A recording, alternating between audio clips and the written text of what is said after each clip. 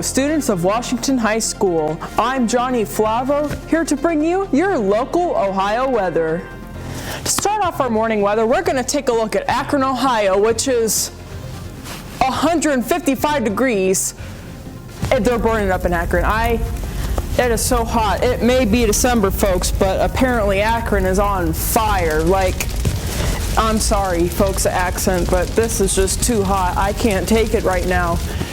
Now moving on to the opposite side of the spectrum, Cleveland, Ohio is negative 30. It's so cold, but there's not going to be any precipitation there. It's just going to be freezing, man. You got to look out. It's so cold.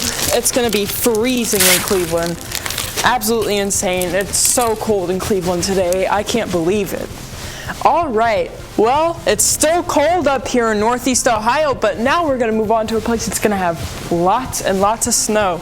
Cuyahoga Falls, you're going to expect 3 feet of snow. It's snowing everywhere. It's snowing in here, inside the Accent Weather Studio. I, Johnny Flavo, am covered in snow. It's like a blizzard in here right now. It's so cold and snowy, it's just a mess right now. Finally, on to Massillon weather. Today in Massillon, it's going to be of a temperature about 45 degrees, and it's going to be really rainy and gross. I absolutely hate rain. I can't stand it. It's just going to be really gross and everywhere because rain is disgusting. So, yeah, that is your Ohio weather. I'm Johnny Flavo, here with Studio Accent. See you later.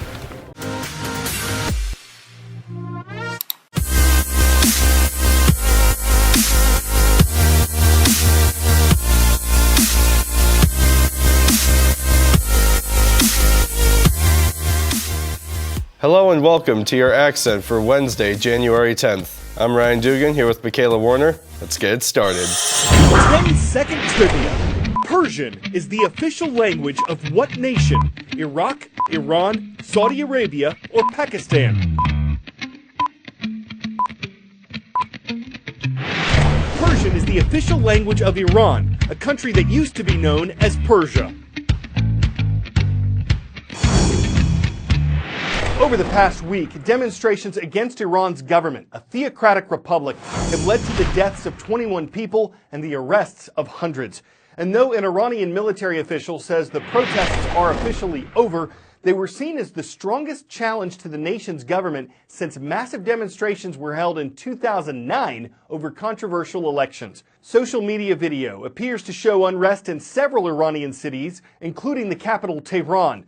This started last Thursday. Reasons included a downturn in Iran's economy, corruption that spread throughout the country, rising food and gas prices, and a cost of living that stayed relatively high.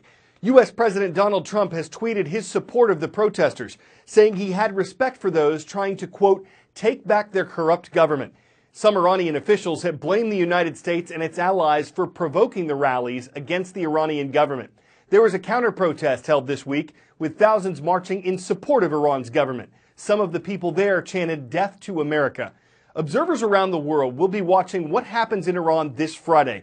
When protests are held in the Middle Eastern nation, they often start after Friday's prayer. Seniors, don't forget that your baby pictures are due to Miss McKinney in room D213 as soon as possible.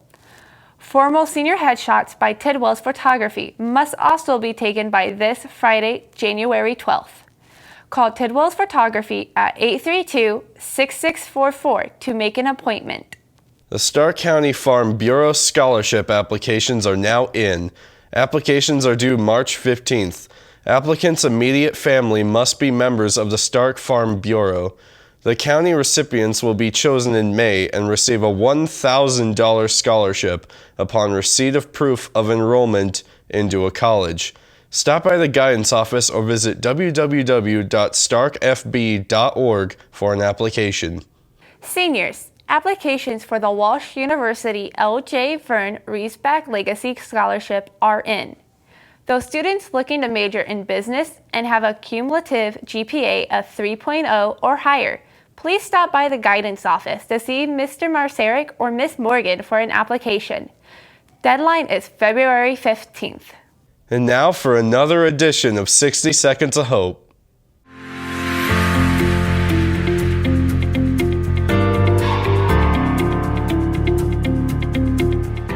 60 Seconds of Hope team would like to share some positive events that occurred in 2017.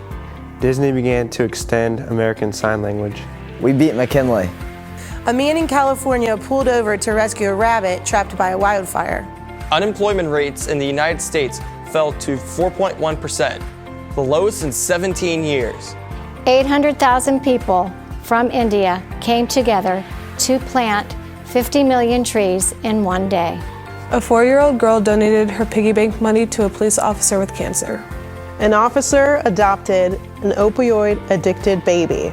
Donnie Davis, an Air Force veteran, used a GoFundMe account to raise more than $700,000 to create a housing community for those with PTSD just like him. We challenge you to look back at all the positive events of 2017 and make 2018 even better.